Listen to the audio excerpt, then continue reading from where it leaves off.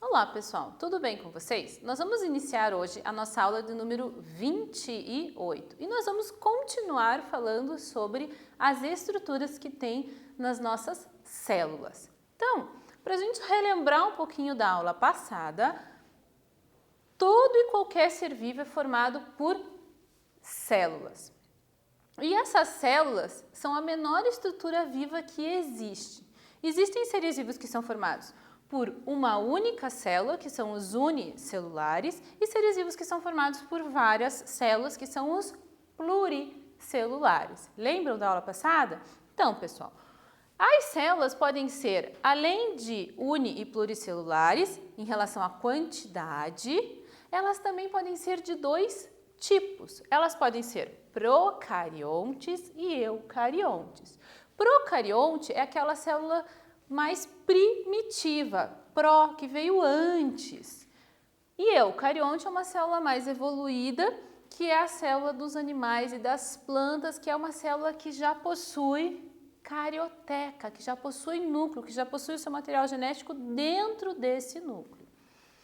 E a gente viu ainda que existem 4 estruturas dessas células que são comuns às células procariontes e eucariontes, que toda e qualquer célula de todo e qualquer ser vivo tem, que é a membrana plasmática, que envolve a célula, protege e faz as trocas de substâncias da célula com o meio externo, o citoplasma, que preenche e sustenta o interior da célula, material genético que contém todas as informações, as características que aquele ser vivo vai apresentar ao longo da vida dele, e os ribossomos, que são aqueles que vão agregar os ingredientes, produzir as estruturas básicas, sintetizar as proteínas da nossa célula. E que as células que são eucariontes, elas podem ser de dois tipos. Elas podem ser células animais ou células vegetais. E hoje nós vamos falar justamente das estruturas das células que são eucariontes. E eu trouxe aqui para vocês uma maquete de uma célula eucarionte. Nessa maquete é possível a gente ver todas as estruturas que estão dentro da célula, que são as organelas celulares. Então nós podemos ver nessa maquete de uma célula animal todas as suas estruturas internas, como se a gente pudesse ampliar e observar cada uma dessas estruturas que tem no interior da célula. Então, nós vamos falar hoje sobre cada uma dessas estruturas, tanto da célula animal quanto da célula vegetal. Então, nós vamos ver as estruturas que existem em ambas as células, nas duas células, e algumas estruturas que só existem na animal e outras que só existem na vegetal. Lembra daquela nossa célulazinha lá do estômago? Olha ela aqui de volta. Então, se eu pudesse abrir essa célula e olhar lá dentro, eu veria essa estrutura, que é muito similar ao que eu trouxe para vocês aqui hoje na forma de uma maquete em 3 dimensões. A célula vegetal, ela teria esse formatinho aqui. Então, eu trouxe aqui uma imagem de microscópio de uma célula vegetal, ó, ela é retangularzinha, e das suas organelas lá dentro. Olha que interessante. Depois eu vou contar para vocês quais são essas organelas que são enormes, que a gente consegue até ver no microscópio óptico. Certo, pessoal? Então, vamos falar da nossa primeira estrutura celular, que é o núcleo. Então, toda e qualquer célula eucarionte tem núcleo, por isso que ela chama eucarionte. Eu verdadeiro, carionte, carioteca, é a membrana que envolve e protege o núcleo da célula. E lá dentro desse núcleo nós temos o material genético na região chamada de nucleolo. Então, tanto a célula animal quanto vegetal tem o seu núcleo e lá no interior do núcleo, o nucleolo, aonde está o material genético. Lembra o que é o material genético? É o nosso código de barras.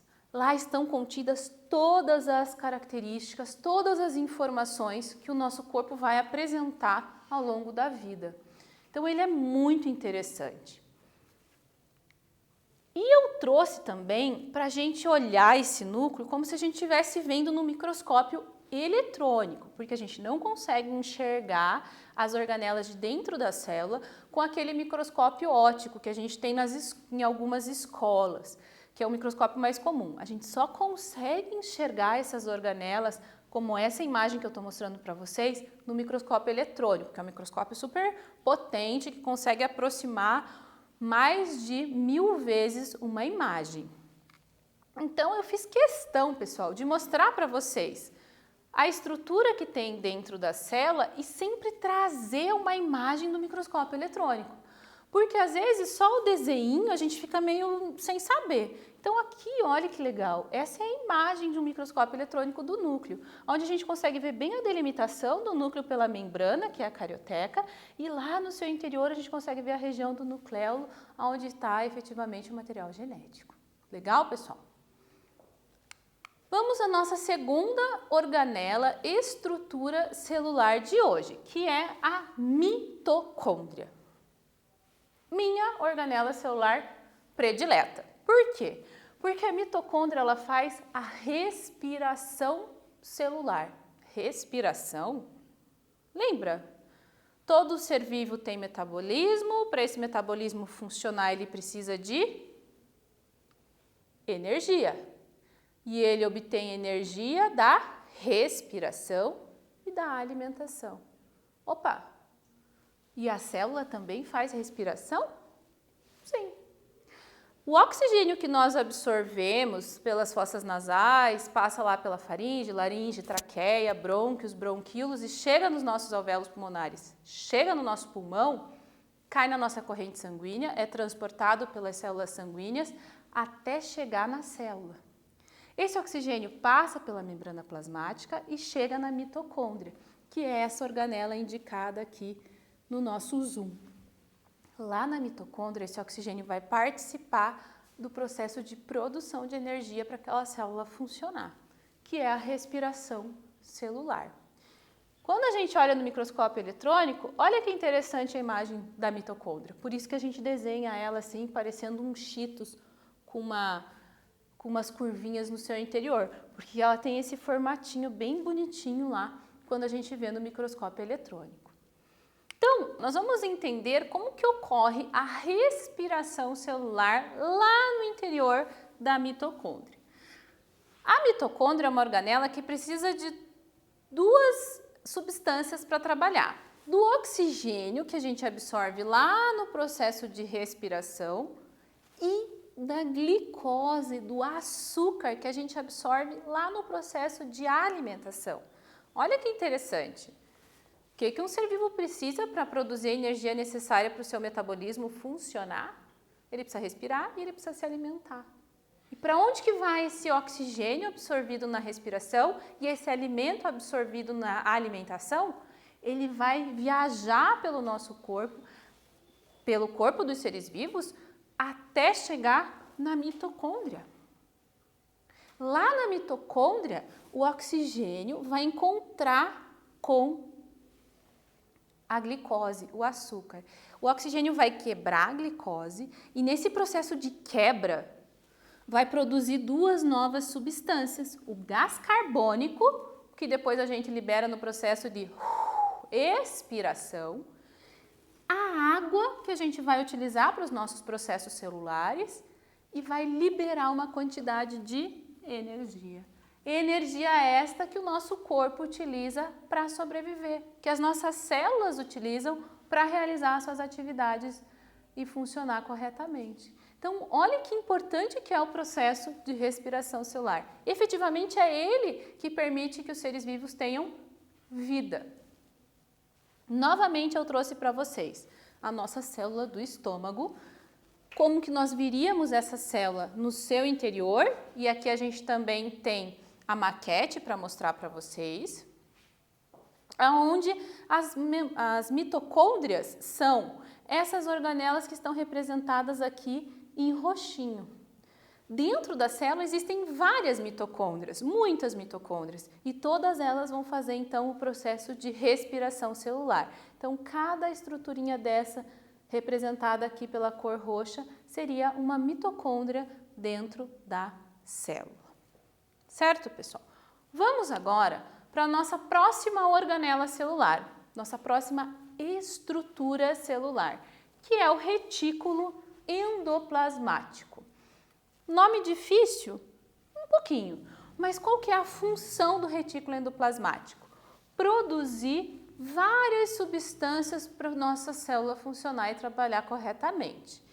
Quando nós olhamos a célula, o retículo endoplasmático ele está sempre próximo ao núcleo e ele tem esse formatinho aqui dobradinho, né, e com curvas, tanto na célula animal quanto na célula vegetal. Quando nós olhamos ele no microscópio eletrônico, ele aparece dessa forma, por isso que a gente desenha ele com essas curvinhas.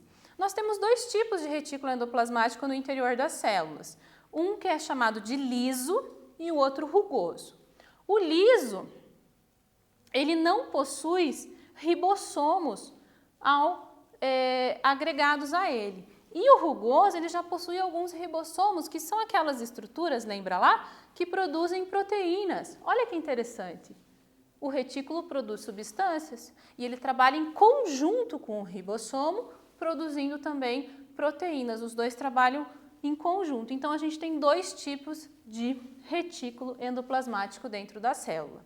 Aqui na nossa maquete, a gente pode observar o retículo endoplasmático representado por essa estrutura vermelha que sai do núcleo. Observem, como ele produz substâncias e o núcleo é o centro de comando da célula, é importante que o núcleo mande a informação para o que o retículo endoplasmático precisa produzir.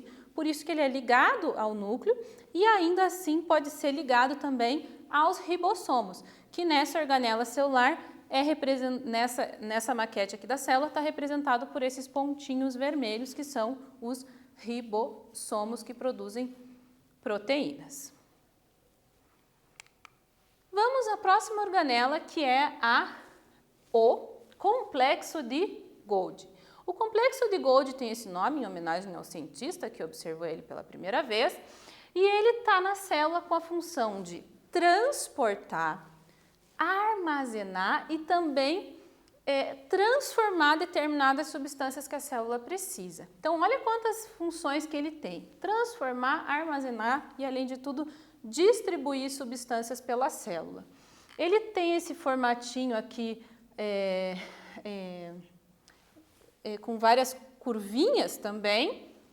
Quando a gente observa no microscópio eletrônico, ele tem esse formatinho, por isso que a gente desenha ele dessa maneira. E aqui na nossa maquete, ele está representado por essa estrutura mais avermelhada, que também apresenta ali as estruturas do complexo de Golgi. Próxima organela, pessoal, o quiz. Vamos agora a um quiz de hoje. Então, nós vimos algumas organelas que são presentes tanto em células animais quanto vegetais e vamos tentar responder essa pergunta. Quais são essas organelas que em quais organelas celulares ocorrem a respiração celular, a síntese e o transporte de substâncias, respectivamente? Novamente, aquela palavra respectivamente. Então, qual que ocorre a respiração celular? É a primeira organela. A síntese de substância, a produção de substância, a segunda organela. E o transporte dessas substâncias, terceira organela. Vamos tentar responder lá, pessoal?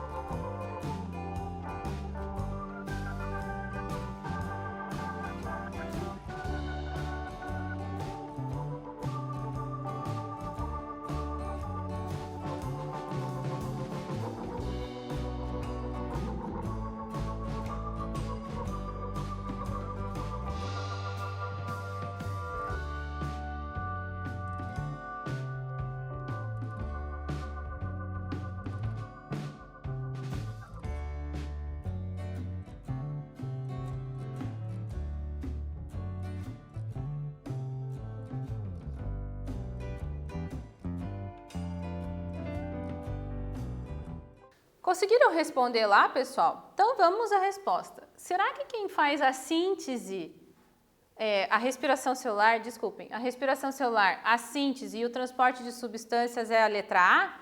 Núcleo, complexo de Golgi e retículo endoplasmático? Ou será que é a letra B? Mitocôndria, retículo endoplasmático e complexo de Golgi? Ou ainda a letra C, complexo de Golgi, retículo endoplasmático e mitocôndria? Ou D, mitocôndria, núcleo e complexo de Golgi? O que foi que você respondeu aí? Com certeza você acertou, né? Mitocôndria, retículo endoplasmático e complexo de Golgi. A respiração é na nossa amiga mitocôndria, nossa predileta. A síntese de substâncias no retículo endoplasmático e o transporte de substâncias no complexo de Golgi. Muito bem, pessoal. Agora, nós vamos ver duas estruturas que estão presentes em células animais e às vezes na célula vegetal e uma que está só presente na célula animal. Então, o centríolo é uma organela responsável por fazer a divisão da célula. Uma coisa muito importante, pessoal, é que se todo ser vivo é formado por células, todo ser vivo tem a capacidade de se reproduzir e passar essas características e essas características celulares e dar origem a um novo ser vivo. Então, toda célula se origina de uma outra célula que existia anteriormente. As células têm a capacidade de se reproduzir, de se replicar. Então, quando a gente observa a célula, a organela na célula animal responsável por isso é o centríolo. Ele é responsável por, lá no interior do núcleo, fazer a cópia do material genético daquela célula e começar o processo de duplicação daquela célula, onde aquela célula única vai dar origem a duas novas células. Algumas células vegetais também possuem essa organela que auxiliam nesse processo de divisão. Algumas espécies vegetais não têm, mas algumas das espécies de vegetais possuem o centríolo também. E quando a gente observa o centríolo no microscópio eletrônico, ele tem esse formatinho, ele é formado por tubos filamentosos, que dão essa ideia quando ele é visto de cima. E quando ele é visto de ladinho, ele tem esse formato de tubinhos. Ele parece aquele macarrão pene, sabe, que a gente come? Então, quando eu fiz a minha maquete da minha célula animal lá no meu 6º ano ainda, eu coloquei o macarrão pene para representar o meu centríolo que fazia a divisão celular. Que é uma boa ideia para você. Fazer uma maquete em casa de uma célula. Escolha procarionte, eucarionte animal, vegetal. Por que não? Próxima organela, pessoal. Lisossomo. Lisossomo é uma organela que só tem na célula animal. E tem a função de fazer a digestão. Digestão? Sim. Ele pega substâncias que a célula não vai mais usar, ele quebra ela em pedaços bem pequenininhos, em moléculas bem pequenininhas, para que a célula possa jogar isso fora, porque ela não vai mais utilizar. Então, o lisossomo tem a função de fazer essa faxina. Ele pega aquelas substâncias que a célula não vai usar, quebra em pedacinhos pequenininhos, ou seja, faz a digestão, que é quebrar em partículas menores, para que a célula possa jogar fora. E quando a gente vê no microscópio eletrônico, ele tem esse formato de vesículas, redondinhos, certo? Agora, pessoal, vamos pensar juntos comigo. O que é que um animal tem diferente de uma planta? Que pergunta boba, professora. Não é não. Pensa comigo. O que um animal tem de diferente de uma planta? Eu trouxe uma capivara para vocês se inspirarem nessa pergunta e eu trouxe uma araucária. A capivara é o maior roedor do mundo, pessoal. É o maior rato que existe no mundo. Muito comum no nosso estado do Paraná e é um animal que vive inclusive nas nossas cidades. Ele se adaptou muito bem, ele tem um convívio ótimo com o ser humano, mas a gente não pode entrar em contato com ele porque ele ainda é um animal silvestre. Mas ele é muito simpático, né? Então, a gente tem a capivara, para ficar pensando e olhando para ela. O que será que ela tem de diferente da araucária, que também é a nossa árvore símbolo do nosso estado do Paraná? Então, vamos observar esses dois seres vivos e pensar o que eles têm de diferente. Vamos lá, pessoal, no caderninho.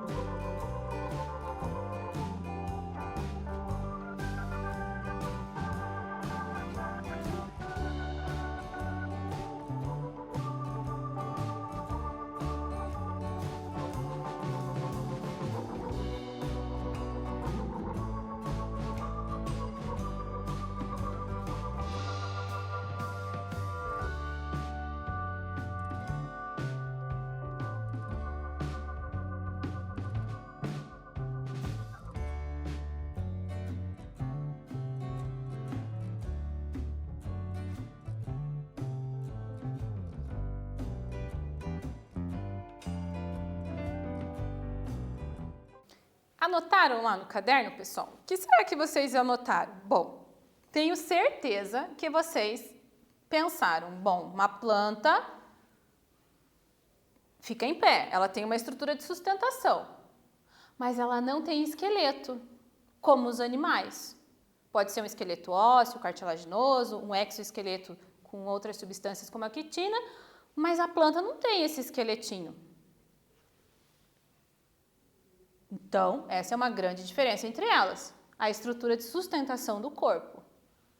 Daí vocês pensaram, bom, o animal sai por aí comendo, e a planta não. Ela absorve a água do solo e produz o seu próprio alimento, porque você lembrou que a planta é um ser produtor, faz fotossíntese, é autótrofo e produz seu próprio alimento. Então, você pensou, não. Então, eles se alimentam de forma diferente. E você pensou também que o animal sai por aí andando. E a planta não sai por aí andando, a planta vive fixa. Então, tem um modo de vida diferente. Você não pensou isso? Muito bem. São 3 estruturas extremamente diferentes em animais e plantas. E essas estruturas estão presentes, essas diferenças estruturais estão presentes lá na célula desses seres vivos.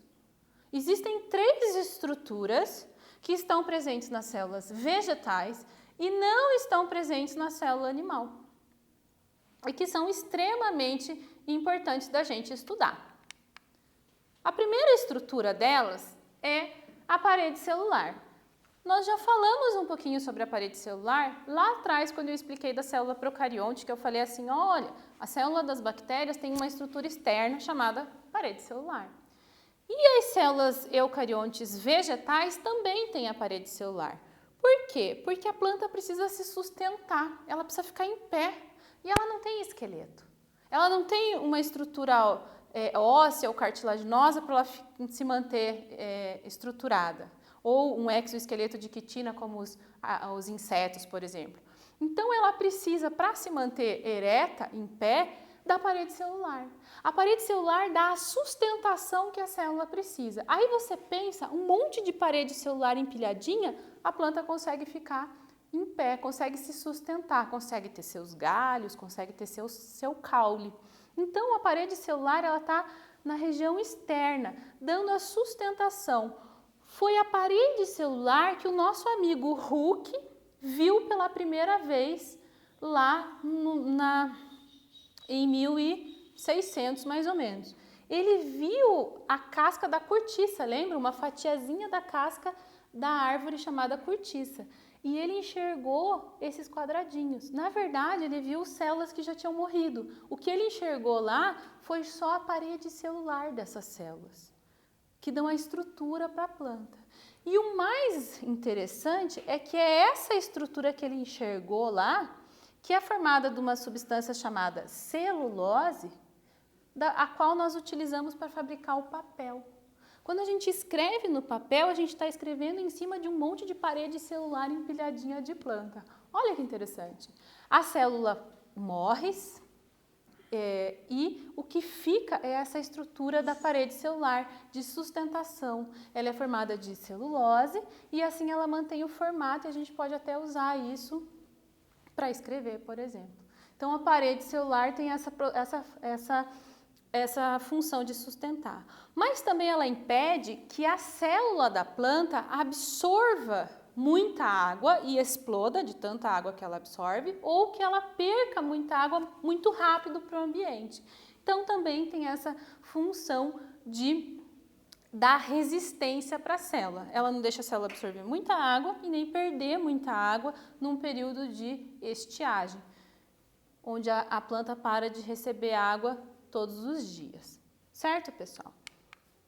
Bom, nossa segunda organela, que só as células vegetais têm e que as células animais não têm, é o vacúolo. O animal sai por aí em busca de água e alimento, não sai? E a planta? Não. A planta tem que absorver a água do solo. E se o solo está seco? O que ela faz? Ah, professora, ela murcha. Exatamente. Por que ela murcha? Porque ela tem dentro da célula dela uma reserva de água. Cada celulinha da planta tem dentro, no seu interior, um vacúolo, uma bolsinha de água, uma caixinha d'água interna. E ela usa essa água no vacúolo quando ela precisa, quando ela não está conseguindo absorver a água do solo, porque o solo está seco, ou quando a umidade do ar não está muito boa, ou quando não chove por um longo período de tempo, ela não tem de onde tirar água. Ela não tem como sair por aí andando em busca de água, então ela tem o vacúolo. E o vacúolo é essa organela que armazena a água. E eu trouxe essa imagem que eu achei linda, de microscopia, aonde a gente consegue enxergar o vacúolo cheio de água no interior de uma célula vegetal. A gente também vê bem a parede celular da célula, depois da parede vem a membrana plasmática e ali a gente consegue enxergar o vacúolo. No seu interior tem o núcleo, lá com o material genético. Olha que legal essa célula, essa imagem. E essa região aqui do citoplasma.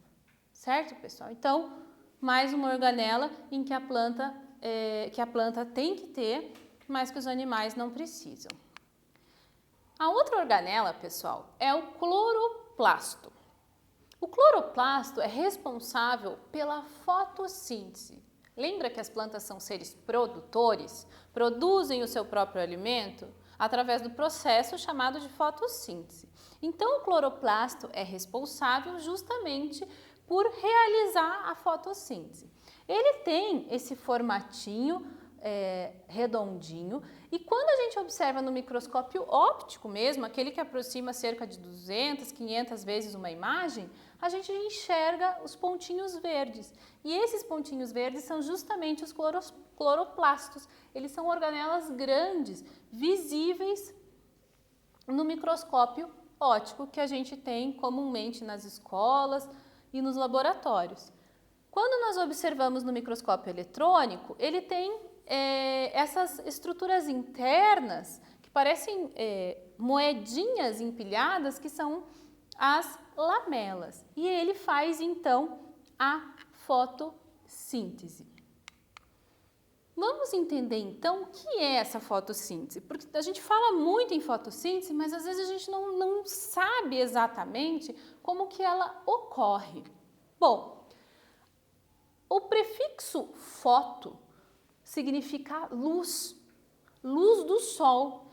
Fotossíntese, síntese é produção. Então, é a produção a partir da luz, da absorção da luz do sol. Produção do quê? Produção de açúcar, de glicose, que é o alimento que a planta vai utilizar. Por isso que a gente diz que a fotossíntese, a planta produz o seu próprio alimento, porque nesse processo ela vai ter como resultado a produção de glicose, de açúcar, que ela vai usar para depois, na sua mitocôndria, realizar a respiração celular e obter energia. Então, como ocorre a fotossíntese? A planta precisa de duas substâncias para fazer a fotossíntese. Ela precisa absorver o gás carbônico que ela absorve do ar, é um dos gases que está presente na atmosfera. Então, ela absorve o gás carbônico do ar por meio das suas folhas, absorve a água que está lá no solo, a água é absorvida pelas raízes e vem para todas as células da planta. E essas duas substâncias chegam no cloroplasto e o cloroplasto é responsável por absorver a energia do sol e transformar essas duas substâncias em duas novas substâncias. Então, o cloroplasto faz essa reação química. Eu brinco com os nossos alunos que o cloroplasto é o liquidificador interno que tem na planta. Ele pega o gás carbônico e a água, bate no seu liquidificadorzinho interno lá no cloroplasto e transforma isso em gás oxigênio e glicose. O gás oxigênio a planta libera para o ar. É o gás que nós utilizamos na respiração. São as plantas que produzem o gás oxigênio. E a glicose, ela distribui novamente para todas as células do seu corpo. Porque todas as células precisam da glicose, que ela produziu na fotossíntese, para fazer a respiração celular. A glicose tem que chegar nas outras células da planta, para quê? Para encontrar com a mitocôndria e fazer a respiração celular para produzir energia para a planta sobreviver. Então, olha como os processos todos, todo o metabolismo desse ser vivo está interligado, todo o funcionamento dessa célula está interligado. Então, eu trouxe novamente a imagem da célula vegetal, onde a gente consegue enxergar o cloroplasto, o esquema da célula vegetal e como que o cloroplasto ele é por dentro. Então, uma organela fundamental para a planta realizar o processo de fotossíntese. Então, pessoal, vamos a mais um quiz da aula de hoje.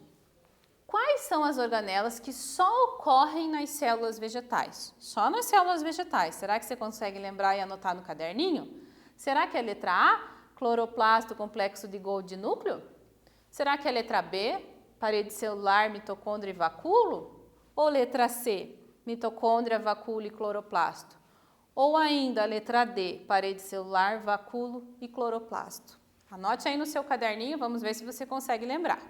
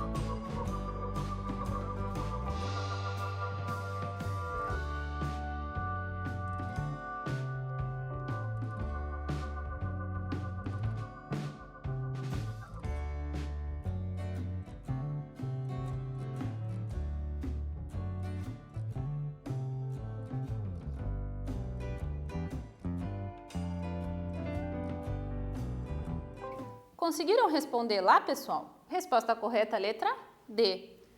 As organelas que só tem nas células vegetais são parede celular, que dá sustentação para a planta ficar ereta, o vacúolo, que armazena água, para o caso de uma estiagem, e o cloroplasto, que faz a fotossíntese, que é o processo onde a planta absorve a luz solar para produzir o seu próprio alimento, que é a glicose, o açúcar. Muito bem.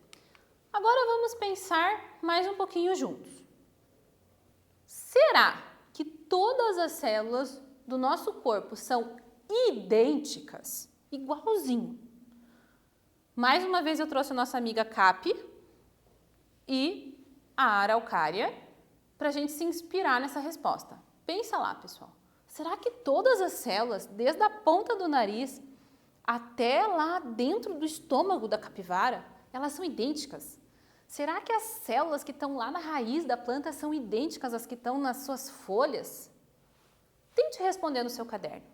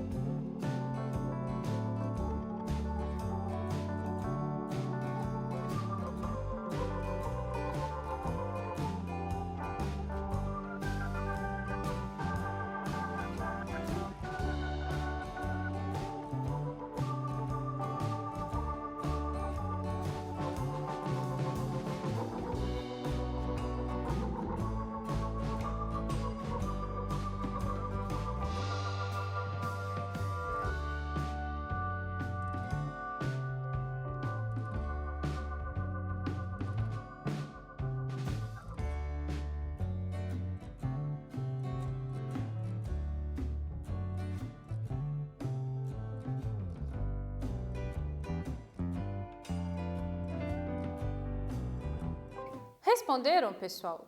Será que todas as células do nosso corpo são idênticas? Não, né, pessoal? Elas têm formatos e tamanhos diferentes, mas a gente não pode esquecer que, em parte, elas têm a mesma estrutura: membrana, citoplasma, material genético, ribossomos. E o material genético de todas as nossas células é exatamente o mesmo. Nós temos uma cópia idêntica do nosso material genético dentro do núcleo de cada uma das nossas células. E isso acontece com todos os seres vivos. O material genético é exatamente o mesmo dentro de cada uma das células do corpo do ser vivo. Por isso que a partir do material genético a gente consegue identificar o ser vivo. Então, quando a gente pensa na célula, as estruturas básicas são as mesmas, o material genético é o mesmo, porém, o formato e o tamanho tem que ser adequado para a função que aquela célula vai desempenhar. Imagina a célula que está aqui no olho da capivara, ela tem uma função diferente da função da célula que está lá no estômago. Então, o formato e o tamanho da célula vai ter que ser adequado para a parte do corpo onde ela está. E aí eu trouxe para vocês vários exemplos para a gente ver quão diverso é o tamanho e o formato das células do corpo de um ser vivo, um animal e um vegetal. Então aqui na célula animal, apesar de a gente ter aquele exemplo clássico de célula eucarionte animal, a gente pode ver que o formato dela pode ser mais alongado numa célula muscular, mais redondinho numa célula de gordura, pode ter as células sanguíneas. Olha que lindas células sanguíneas nessa imagem de microscopia, onde a gente tem o glóbulo vermelho, a plaqueta, o glóbulo branco responsável por fazer a defesa do corpo. Olha o formatinho diferente que elas têm.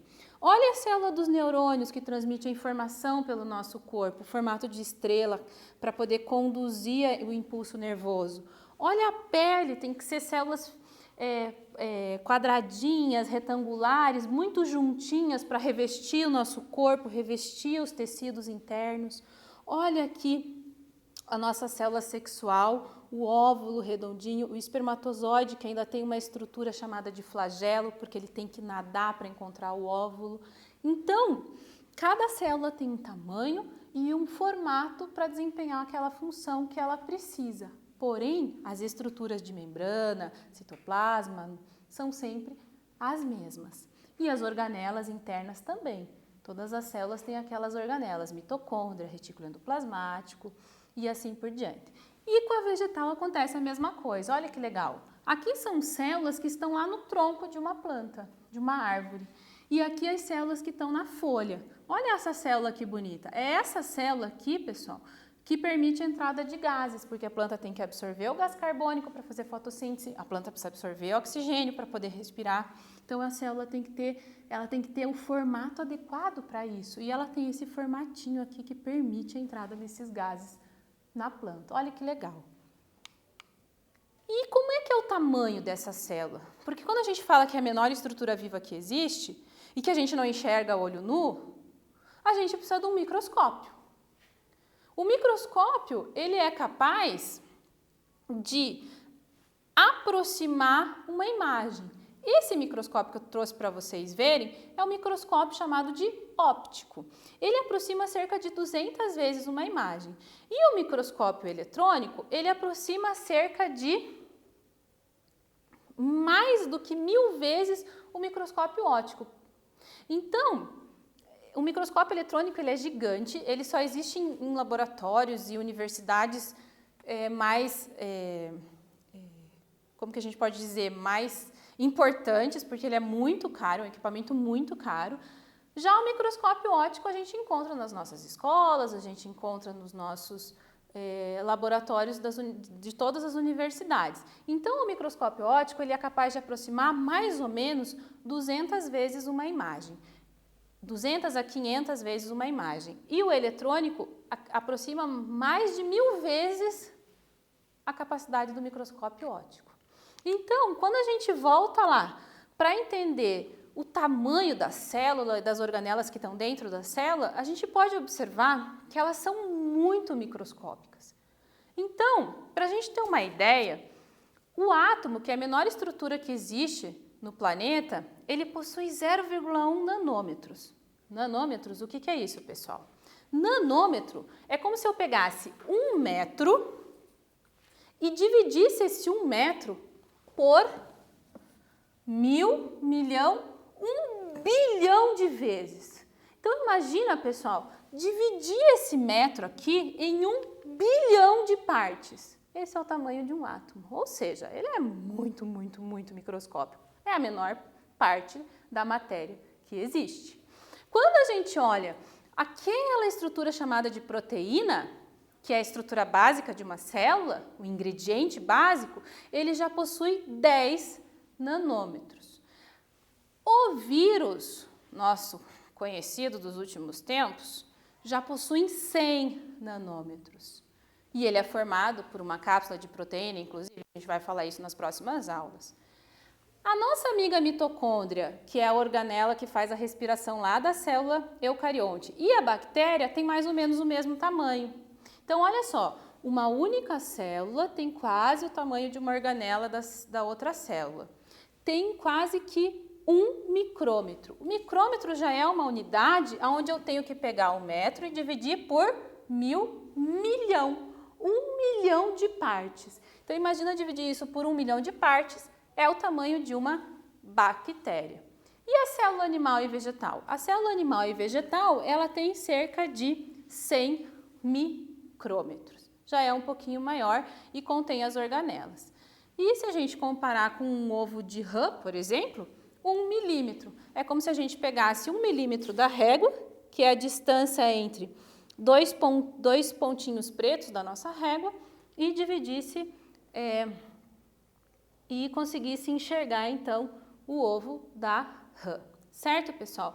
Apenas um exemplo para a gente entender como que a gente consegue enxergar essas organelas e essas estruturas celulares com o auxílio de microscópio. É tão pequenininho, que a gente precisa de equipamentos que nos permitam isso. E só a partir do momento que a gente desenvolveu esses equipamentos e que eles foram avançando tecnologicamente, é que a gente começou a descobrir algumas coisas muito importantes sobre as células e sobre os seres vivos.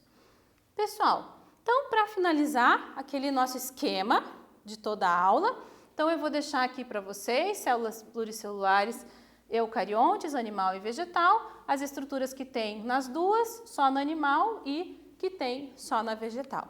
Certo, pessoal? Então, é importante, copiem isso no caderninho de vocês, esse último slide de resumo, façam as atividades do Classroom, não deixem de marcar a presença lá, e se você precisar buscar a sua atividade na escola, faça isso e não deixe de devolver ela preenchida. Certo, pessoal? Tchau, tchau, até a próxima aula.